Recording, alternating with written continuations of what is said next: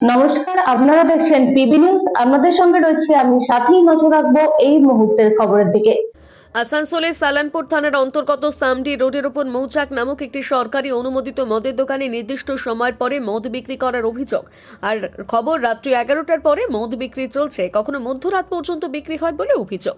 আর এই খবর পেয়ে সাংবাদিকরা যখন মধ্যরাতে মদের দোকানে খবর করতে পৌঁছয়, তখন দোকানের মালিক দক্ষিণ মণ্ডল ও কিশোর মণ্ডল মদ্যপ অবস্থায় নিজে বেরিয়ে এসে সাংবাদিকদের ছবি তুলতে বাধা দেয় এবং গালাগালি করে ও গাড়ি থেকে টেনে নামানোর চেষ্টা করে মেরে ফেলার হুমকি দিতে থাকে। যদিও স্থানীয়রা এ বিষয়ে ক্যামেরার সামনে মুখ খুলতে চায়নি, কারণ ওই মদের দোকানের মালিক নাকি এলাকার প্রভাবশালীদের সাথে ওঠা বসা করছে। তাছাড়া পুলিশ প্রশাসন সহ আবগারি বিভাগের আধিকারিকদের নাকি তিনি কিনে রেখেছেন। যদিও এই নিয়ে সালানপুর ব্লকের রূপনারায়ণপুর গ্রাম পঞ্চায়েতের সদস্য অপরাজিতা কর্মকার বলেন, তিনিও শুনেছেন ঘটনার কথা। ওই এলাকার মানুষ তার কাছে অভিযোগ জানিয়েছে, তিনি ব্যাপারটা নিয়ে নিজেও দেখেছেন। তাছাড়া তিনি উচ্চ নেতৃত্বকে এ বিষয়ে জানাবেন। একই সাথে তিনি জানান, প্রশাসনকে অনুরোধ করব ঘটনাটি দেখার জন্য, যাতে সাধারণ মানুষের অসুবিধে না হয়। সাংবাদিকদের সাথে এরকম ঘটনা উচিত নয়।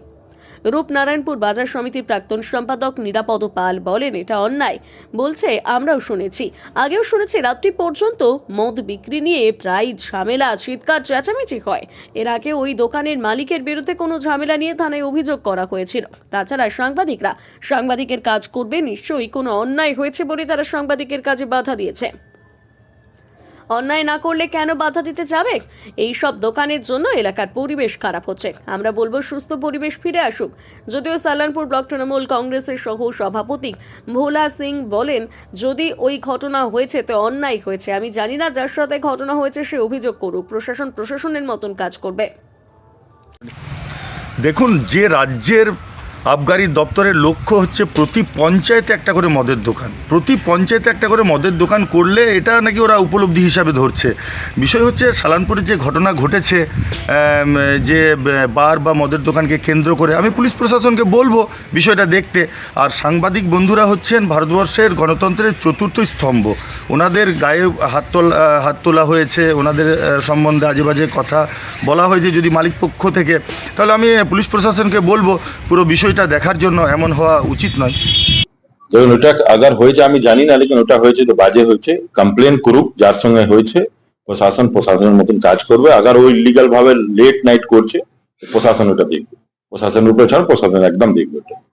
একটা জিনিস তো, মানে এর আগে ওর নামে একাধিক অভিযোগ রয়েছে, বাজার কমিটির প্রাক্তন যিনি রয়েছেন তিনি বলছেন অভিযোগ, দেখুন অভিযোগ আছে, তার মাঝে ওকে থানাতে ডেকে বলাও হয়েছিল মনে হচ্ছে, যতটা আমি জানি। তার মাঝে এই ঘটনাটা হয়েছে, এটা আমি সকালবেলা জানতে পারলাম।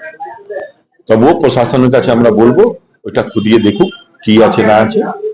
যেই সিস্টেমে আছে, আগে ওর লাইসেন্স আছে, এই সিস্টেমে চলে সবাই ওরকমই চলবে। একটা সময়ের মধ্যে ওই সময় পিরিয়ড বেঁধে দিতে হবে প্রশাসনকে, কি হ্যাঁ ভাই এটা এই সিস্টেম করতে। Bureau report, PB news.